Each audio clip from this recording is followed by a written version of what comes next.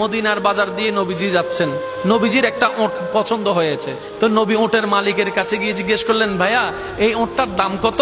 ওই দামাদামি হলো, নবী সে দামে কিনতে রাজি হলেন, কিন্তু নবীর কাছে তখন অর্থ ছিল না। তখন নবীজি ওনাকে বললেন, আপনি আমাকে ওটটা দেন, আমি এখনই গিয়ে আপনার সেই প্রাপ্যটা পাঠিয়ে দিচ্ছি। ওটের মালিক ওনাকে ওটটা দিয়ে দিলেন। আশেপাশে যারা ওটের মালিক ছিল সবাই জিজ্ঞেস করতেছে, এই পাগলা, তুমি কি যাকে ওট দিয়েছো তাকে চিনো? বলে যে না। নাম জানো? বলে যে না। পরিচয় জানো? বলে যে না। ঠিকানা জানো? না।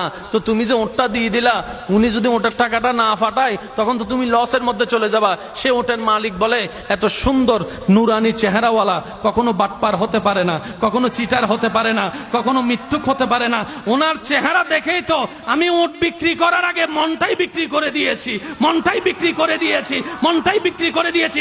তোমরা যাই বলো, আমার মন বলে উনি আসবেই আসবে, টাকাটা পাঠাবে পাঠাবে।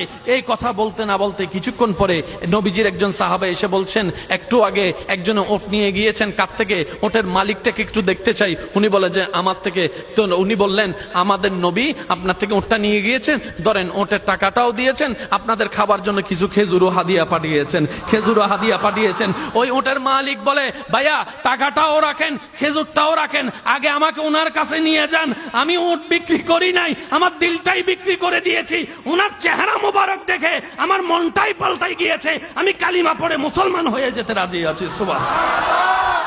जिसका कोई सानी नहीं वो नबी हमारा है, मुस्तफा की अजमत का हद ही ना किनारा है। आशिक बोले, लम याति नजीर कफी नजरिन मिसले तुना शुद्ध पैदा जाना। চিৎকার দিয়ে বলেন না সুবহান। ওই নবীটা কাদের নবী? হয় নাই, সবার আওয়াজ বলেন, ওই নবীটা কাদের নবী? আমাদের কি ভাগ্য সে নবীর উম্মত হতে পেরেছে। আর একটু জোরে।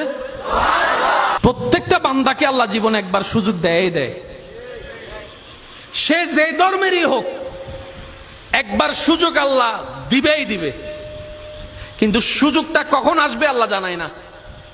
তো সেজন্য ওয়াকুনু মা সাদিকিনের আয়াত আমল করতে হয়। আর একটু জোরে বলি না সুবহানাল্লাহ। ওয়াকুনু মা সাদিকিন আয়াতের উপর আমল করলে সুযোগটা যখনই আসবে আপনি সুযোগটা ধরতেও পারবেন, নিতেও পারবেন। কেউ হাসরের ময়দানে গিয়ে আল্লাহকে বলতে পারবে না, আল্লাহ তুমি আমাকে সুযোগ দাও নাই, এটা বলতে পারবে না। আল্লাহ পাক বলবে যে অমুক দিন এটা তোর সুযোগ দিছিলাম। আপনি তখন মনে মনে বলবেন, ও মাইলে ফিরে নাই তো নো বুঝি দেয়া না। কথা বলেন, কথা বলেন, কথা বলেন, ঠিক কিনা? আল্লাহ প্রত্যেক বান্দাকে জীবনে কয়বার সুযোগ দেয়? দিবে। হয়তো আপনার এসে চলে গিয়েছে, আর না হয় আসবে। একটু প্রস্তুত থাকেন। এটা ধরতে জানলে দুনিয়াও কামিয়াব, আখিরাতও কামিয়াব। যেমন বাইজিদ বুস্তামিকে আল্লাহ আপন করে নিতে চাচ্ছেন। উনি সারা রাত ভর কি নিয়ে দাঁড়াইছিলেন? ভাইয়া বলেন না ভাই। পানি। হাতে কি? হাতে কি? সারা রাত কি করছেন? দাঁড়াই আছেন। আল্লাহ এটা কবুল করে নিছে। ডাইরেক্ট আব্দুল্লাহ থেকে ওলি আল্লাহ বানাই দিছে। সুবহানাল্লাহ, জোরে বলেন না। তো যে পথ পার হয়ে উনি যেখানে যেত 10 বছর লাগতো, আল্লাহ সেটা সেকেন্ডের ভিতর পার করাই দিয়েছেন।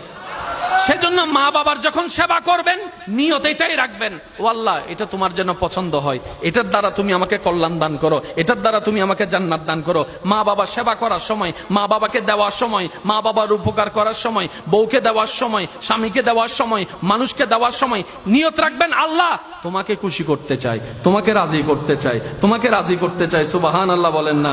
তোমাকে রাজি করতে চাই, তোমার দেওয়া সম্পদ তোমার খুশির জন্য তোমার বান্দাকে দিচ্ছি, তোমাকে রাজি করার জন্য, তোমাকে খুশি করার জন্য। বিশ্বাস করেন ভাই, আপনার এই জীবনের একটা কাজ যদি রবের কাছে প্রিয় হয়ে যায়, আল্লাহ আপনাকে 20-30 বছর রিয়াজতের রাস্তা 1 সেকেন্ডে পার করাই দিবেন। ওই সুযোগগুলোকে একটু বুঝতে হয়। একটু জোরে বলেন না রে ভাই।